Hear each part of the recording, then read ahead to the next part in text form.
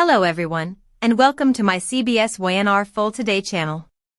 Please hit the subscribe button and give this video a thumbs up. Have you ever heard a sound that felt like it was ripping through the very screen of your television? That visceral, agonizing howl Jack Abbott let out in that dimly lit hotel room wasn't just a soap opera cry. It was the sound of a man's soul finally breaking under the weight of 40 years of ego and bad choices. We really have to ask ourselves if Diane Jenkins was actually the victim of a brutal murder or if she is currently pulling the strings on the most twisted revenge plot Genoa City has ever seen. Think about it for a second. Was this a tragedy Jack couldn't avoid, or was it the inevitable payoff for a game of emotional Russian roulette he's been playing since the 1980s? To really get why Jack is currently dropping to his knees over a lifeless body, we have to look at the toxic soil where this whole mess started. This isn't just a simple kidnapping story. It's a decades-long cycle of obsession and a spectacular failure of the famous Abbott ego. Jack, the scion of industry, honestly thought he could go back to the well and manipulate Patty Williams one more time to get leverage against Victor Newman. The thing is, he fundamentally underestimated what we have to call the Patty factor. He tried to use a deeply traumatized woman like a pawn in a chess match, totally forgetting that Patty doesn't play by corporate rules, she plays by the rules of a shattered, obsessive heart. He thought his charm was a shield against her psychosis, and that was a fatal mistake that put a target on the back of his wife. The recent incident on the yacht is where everything shifted from a business drama into a straight-up horror movie. Victor Newman, being the ultimate puppet master, basically handed Jack over to Patty on a silver platter. But if we really analyze it, the question is why Jack stayed in that bed once the drugs wore off. He likely felt he could talk her down like he's done so many times before, which just shows his incredible arrogance.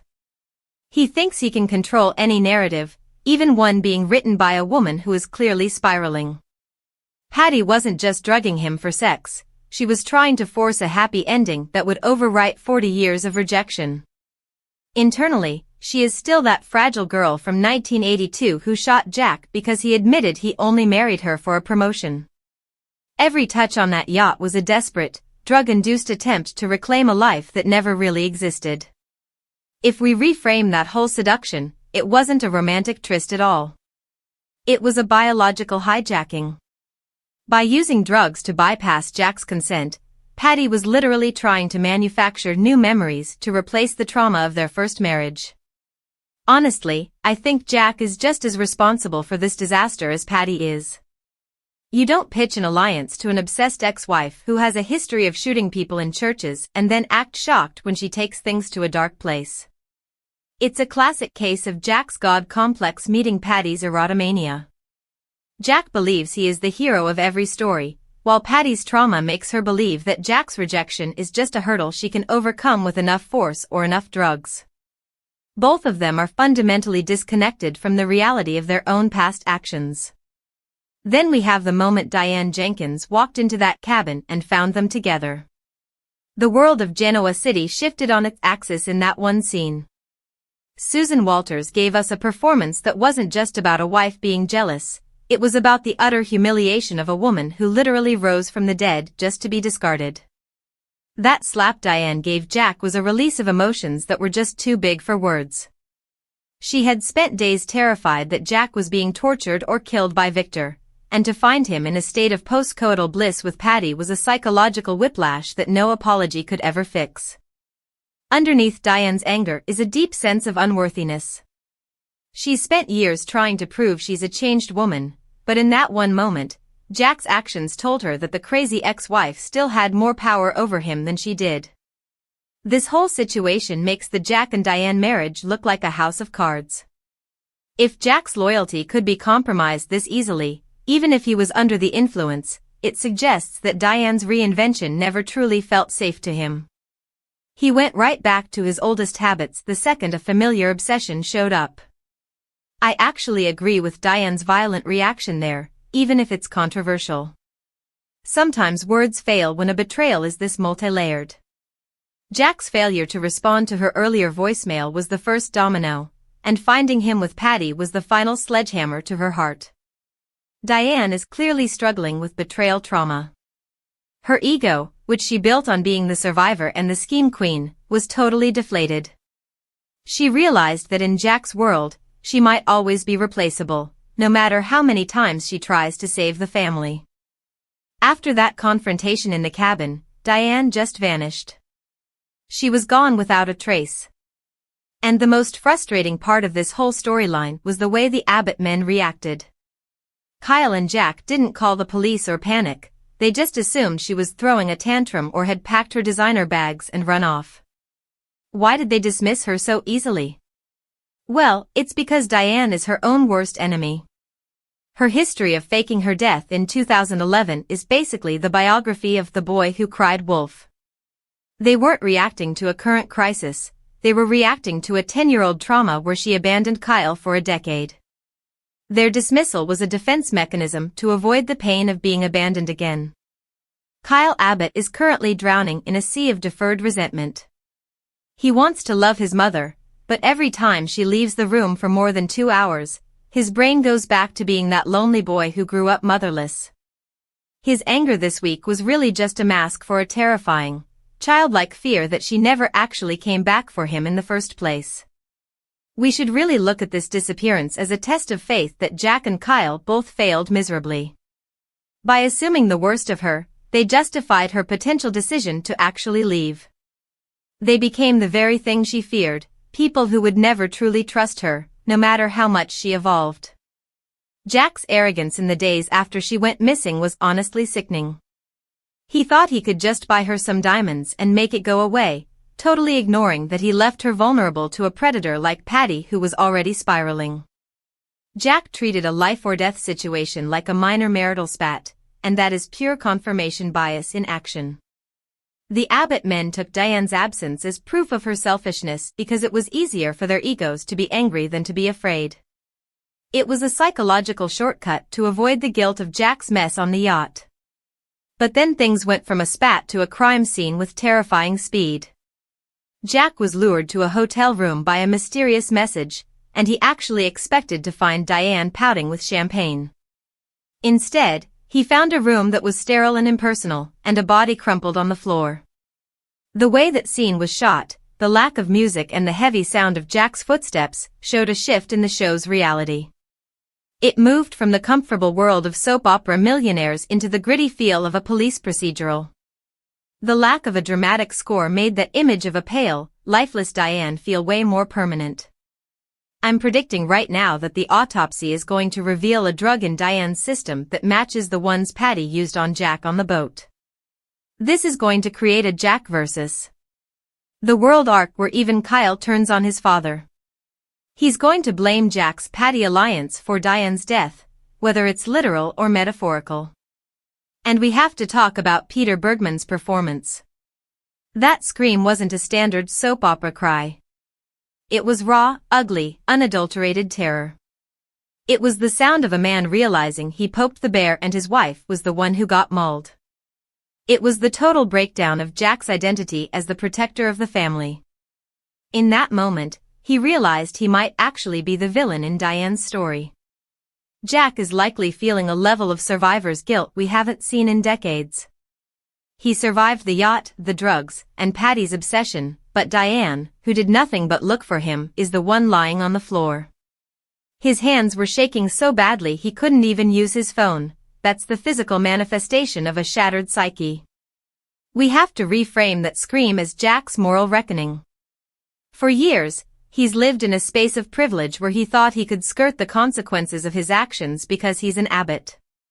That scream was the sound of the bill finally coming due, and the currency was his wife's life.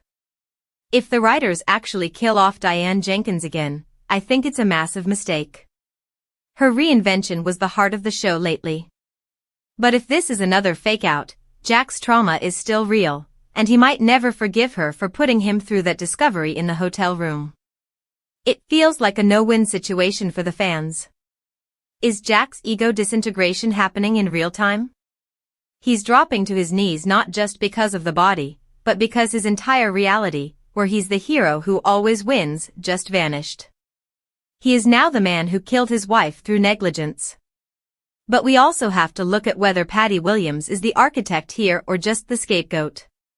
She's currently acting all innocent while strutting around town, which is a classic psychological red herring. But if we look at her history as Mary Jane Benson and Dr. Emily Peterson, we see a pattern. Why would Patty kill Diane and then leave her for Jack to find? Patty's whole history is about possessing Jack. A dead Diane makes Jack a grieving widower who is emotionally unavailable, not a free man. Patty wants Jack to herself, and she has to know a grieving Jack will eventually find a way to destroy her. Right now, Patty is in a state of delusional grandiosity. She thinks that by neutralizing her rival, she wins the prize. She's so disconnected from reality that she doesn't realize she's just creating a dark, ruthless version of Jack that will eventually tear her apart. Her love is really just a form of self-destruction. We should interpret Patty as a mirror of Jack's past.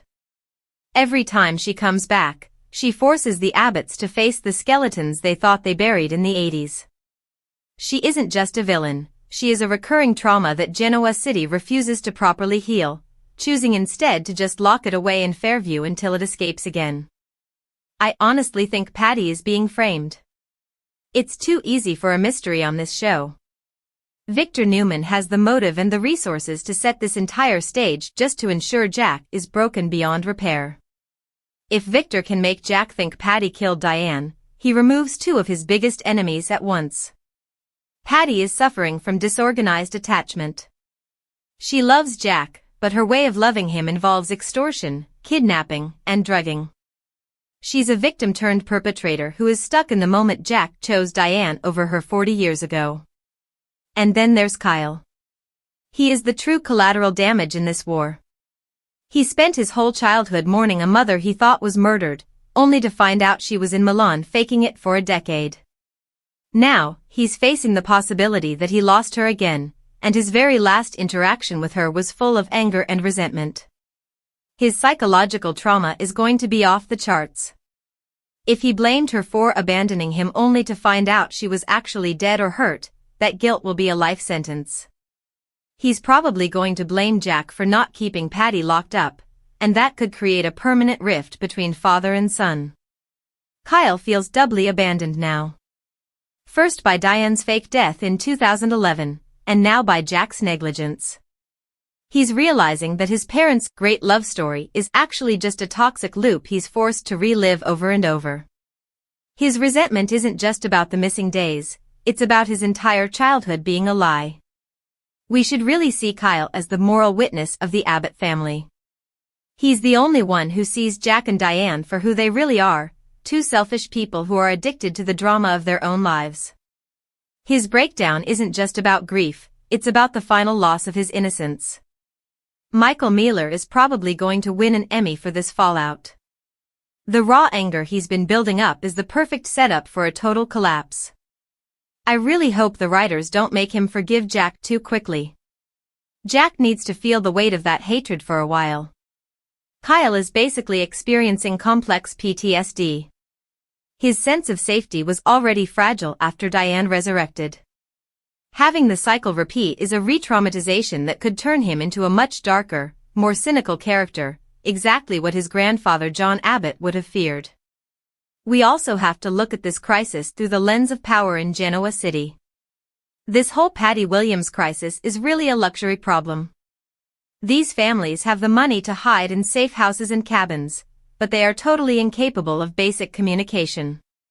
Their wealth lets them bypass the law, but it doesn't protect them from their own toxic relationships. Jack's wealth has made him emotionally flabby. He thinks he can throw money or diamonds at a problem and it will go away. He forgot how to be a human being who feels real fear until he was staring at a body on a hotel floor. This whole storyline feels like a myth about the unhappy American. It suggests that even if you have everything, the mansions, the companies like Jabot and Newman, the power, you're still fundamentally miserable because you can't stop warring with your own family. Their success is built on the ruins of their own lives. Honestly, the Abbott hegemony needs to fall. Jack has spent too much time thinking he's the moral authority while making deals with mentally ill women. This hotel room scene is the metaphorical death of the good Jack Abbott image. It's class-based narcissism. Jack and Victor both think the rules of human decency don't apply to them because they are important. They treat women like Diane and Patty as assets to be managed, and now they're seeing the biological and psychological reality of those assets striking back. If Diane is actually dead, we are about to see the return of the dark Jack Abbott from the 90s. He won't just go after Patty, he will go after Victor Newman with a ruthlessness that will make the Newman crisis look like a playground fight. We're talking scorched earth here. Jack's grief is going to turn into a weapon. He'll use Jabot's resources to dismantle Victor's life brick by brick, and he won't care who gets caught in the crossfire, including Kyle. This isn't just about revenge, it's about Jack needing someone to blame so he doesn't have to look in the mirror. I predict Jack might even try to frame Patty for murder, even if she didn't do it, just to make sure she's gone forever. But here's the real twist. What if Victor has evidence that Jack's drugging on the yacht was actually consensual? Or what if Jack lured Diane to that room himself? The psychological warfare is really just beginning. And we can't ignore the possibility that Diane is faking it again. If this is her bold move to punish Jack for the yacht betrayal, then the Abbott family is officially dead. Kyle will never forgive her for a second resurrection, and Jack will be so psychologically scarred by that hotel room discovery that he'll likely end up in Fairview right next to Patty. It would be the ultimate irony, the man who thought he could control Patty Williams ends up sharing a padded cell with her. This whole situation is a masterclass in suspense. The pacing of Jack walking down that hallway, adjusting his jacket and rehearsing an apology while we knew something was horribly wrong, was incredible directing. The dramatic irony was suffocating. We were all yelling at the screen for him not to open that door. But he did. And now nothing will ever be the same. The image of Jack sobbing over Diane's pale body is burned into our retinas. The writers better not drag out the is she dead or alive question for a month, because our nerves just can't take it. We are so emotionally invested in this beautiful, frustrating show. Whatever the truth is, the fallout is going to shift the entire landscape of the city. The Abbott family is already a mess. Billy is spiraling over Sally's miscarriage and his own mistakes. The family is already grieving one loss, and now Jack is either a widower or a husband to a comatose wife. Tracy and Ashley are going to have to swoop in and pick up the pieces of their broken brothers. If Patty really did this, Jack is going to go on a warpath that will make Victor Newman look like a saint. We are going to see a side of Jack Abbott we haven't seen in decades. He's going to tear Patty apart, and he might just take Victor down with her. I'm sitting here at 2 a.m. just trying to process all of this madness. I can't breathe after that ending. It's easily one of the most gut-wrenching and emotionally devastating things they've done in years. Am I the only one who is completely wrecked by Jack's scream? My heart is still pounding. We have so much to unpack together as this continues. The build-up was just as insane as the payoff, but now we're in uncharted territory. Who really did this? Is it Patty? It seems too obvious. Patty acting innocent while secretly neutralizing her rival is very on-brand for her, but it feels almost too easy for a YNR mystery. What if Victor used Diane as collateral damage to frame Patty? Victor wouldn't get his hands dirty, but he'd hire someone. Or what about Matt Clark? He's unhinged and on the loose, but what would his motive be with Diane? Let's go back to the Diane is faking it theory one more time because it's honestly the most fascinating possibility. She is the absolute queen of the fake-out. Remember the Deacon Sharp switcheroo? What if she realized Jack was manipulating Patty and that her marriage was a sham?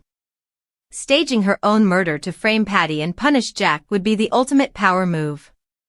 She'd want Jack to find her to inflict maximum emotional damage and make him feel the ultimate guilt. This show is making us all crazy with these conspiracy theories. But that's why we love it, right? It's a wild emotional roller coaster and we are all strapped in for the ride. The next episode can't come soon enough. We need to know if Diane is really gone for good this time or if this is just another layer of her Queen of the Fake-Out crown. Is Jack going to lose his mind? Are we going to see Kyle finally break? There are so many questions and so few answers right now. This is the kind of drama that keeps us up all night obsessing. The Young and the Restless writers really owe us all therapy bills for this one. But until we get